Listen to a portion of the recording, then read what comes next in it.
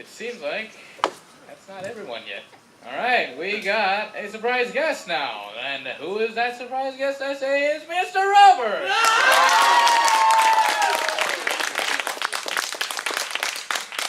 This is probably not what you guys are going to expect from me, but forget the microphone.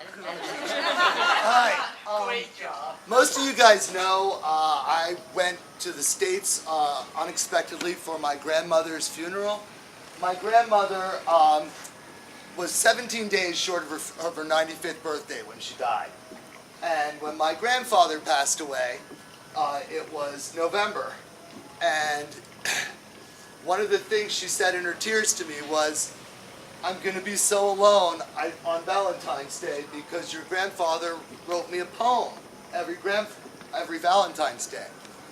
And for the next 10 years, I wrote a poem for my grandmother. Wherever I was in the world, I'd usually have it sent to her with flowers so that I could get a poem to her, because my grandmother certainly wasn't on the internet and she was actually blind by the time she died. So she would get some flowers with a poem. And when my daughter went with my parents to go through the house, because I'm here and I can't fulfill my family responsibilities, so my daughter went, she found every single one of the poems I'd written my grandmother in a drawer next to some newspaper articles about my students and me that she'd laminated and kept.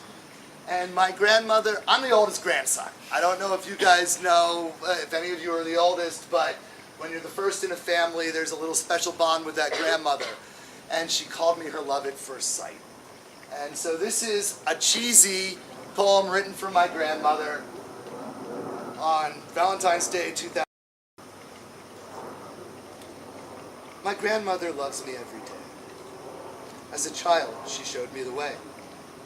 She taught and cared and fed me well. This February, I had a great stay. We talked till midnight, and till midnight did play. I treasure our time, I'm glad to tell. This year's been tough, but she's got fight. And even when she's mistaken, she's usually right. I love her so much and respect her more. She's sweet and smart and rarely uptight. I'm the luckiest in the world to be her love at first sight.